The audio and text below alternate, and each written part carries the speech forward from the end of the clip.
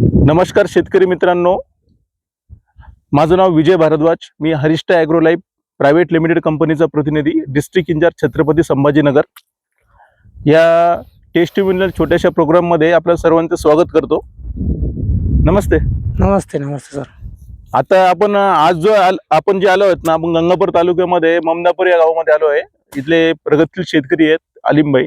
त्यांचा सदरील जो प्लॉट आहे, खरबूज प्लॉट हा 1 एकरचा प्लॉट आहे पूर्ण.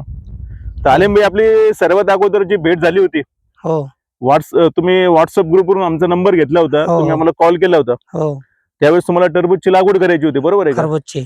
खरबूजची लागवड करायची होती. हो. खरबूज लागवडीमध्ये तुम्ही आम्हाला एक बेसल डोस विचारला. हो तर बेसल डोस मध्ये तुम्हाला आपण न्यूट्री बेसल किट, न्यूट्रिक्विट दिली. हा डाझो आणि त्याच्यामध्ये काही 10-26 सुपर सिंगल सुपर फॉस्फेट टाकलं होतं. सगळं तुमच्या हिशोबानेच घेतलं. तर सुरुवातीपासून तुम्हाला नियोजन हरिष्टा ॲग्रोलाईफ प्रायव्हेट कंपनी करते. तर नियोजनामध्ये तुम्हाला काय बेनिफिट झाला आणि तुम्हाला काय वाटतंय कंपनीबद्दल? नाही, एकदम रिझल्ट चांगला आहे. सुरुवातीपासून आपण डाजो बराचसा वापरला. हो.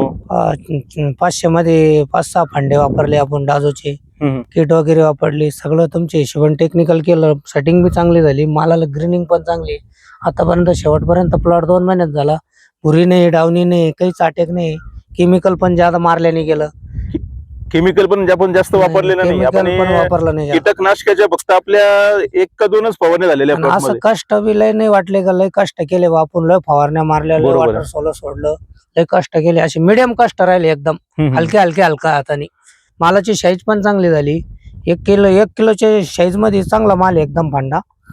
साईज एकदम जबरदस्त बनतीये. सेटिंग पण जवळ झालेली आहे. शेतकरी मित्रांनो, तुम्ही बघू शकता. हा, सेटिंग पण एकदम चांगली जवळ झाली. सगळे फळ लागलेले आहेत तुमचे. एकदम चांगली कंपनी आहे. ब्रँड मटेरियल आहे सगळं. आपण आता तुम्ही डाझो नावाचं एक प्रोडक्ट वापरलेलं आहे. डाझो बद्दल काय प्रतिक्रिया द्याल तुम्ही? काय त्याचे कसे रिझल्ट वाटले तुम्हाला? नाही, लय खतरनाक आहे डाजो. इतकं खतरनाक आहे, काय पुढे घेऊन काय नाही, काय जादू आहे त्याच्यामध्ये कंपनीचं. लय खतरनाक डाजो आहे. एकदम जबरदस्त. 1 नंबर डाजो आहे. डाजो ते सोडल्यावर माल असा गुंगतो ना, धापाच बिंगतो माल.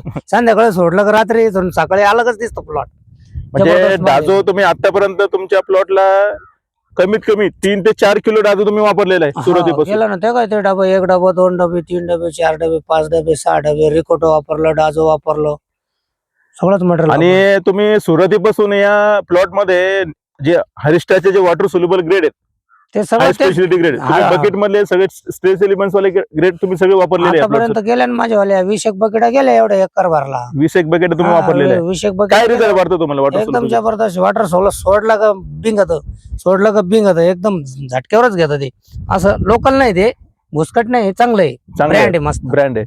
आतापर्यंत तुम्ही आता तुमचे आजूबाजूचे जे प्लॉट आहे, आजूबाजूच्या प्लॉट मध्ये आणि तुमच्या प्लॉट मध्ये तुम्हाला काय डिफरंट वाटतोय? लय फरक झाला ना. आता जे माझे मिळतीचे माझे जोडदाराचे ग्रुप मधले जे प्लॉट होते, त्यांच्या प्लॉट मध्ये आणि माझ्या प्लॉटिंग मध्ये लय फरक पडला. म्हणजे आता हा माझ्या हिशोबाने हार्वेस्टिंगला प्लॉट 10 दिवसामध्ये येणार आहे. हा, हार्वेस्टिंगला 10 दिवस असून सुद्धा एकदम प्लॉट मध्ये ग्रीनरी आहे. कुठल्या एकदम प्रकारची greenery, डावणी एकदम- भुरी कुठलाच नाहीये. एकदम अजून पण प्लॉट कंडिशन मध्ये. एकदम हिरवागार आहे कंडिशन मध्ये. आणि हा माल तुमचा जो जुना माल आहे सेट होता, नवीन माल पण तुमचा सेट होतोय. नवीन पण सेटिंग बरीच झाली. नवीन पण साईजला घ्यायला लागलं ते. नवीन मालाची पण तुमची साईज बनतीये. सुरुवातीपासून शेवटपर्यंत तेच वापरलं आपण. दुसरं काही फॉलो केलंच नाही.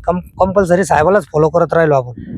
तुम्ही आता हरिष्टा ॲग्रोलाईफ प्रायव्हेट लिमिटेड ते तुम्हाला पूर्वीपासून मार्गदर्शन करताय. त्यांच्या मॅनेजमेंट बद्दल तुमचा काय विचार आहे? म्हणजे त्यांनी कसं मार्गदर्शन केलं? नाही, एकदम छान आहे. एकदम छान आहे. एकदम स्टँडर्ड आहे. काही अडचण नाही. काहीच अडचण नाही. हे जे बी शेतकरी वापरणार त्याचं कल्याणच होणार.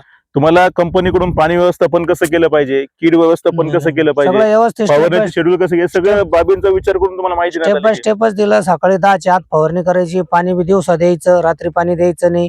रात्री फवारायचं नाही, दिवसाच फवारायचं. 10च्या आतमध्ये पाणी बी दिवसात द्यायचं. दररोज द्यायचं. एक 1-1, 1.5 घंटा. स्टेप बाय स्टेप मस्त नियोजन चाललं. मस्त नियोजन. जास्त मेहनत करायचं काम पडलं आतापर्यंत आपण जे केलं तुमचा फंडाच अलग होता. बरोबर आहे. आतापर्यंत आपण जे बी वापरलं दुसऱ्या कंपनीचं बी, तर त्यांच्या फंड्यामध्ये आणि तुमच्या फंड्यामध्ये लय चेंजिंग झालं. चेंजिंग आहे. मार्गदर्शनामध्ये तुम्हाला फरक वाटलेला आहे.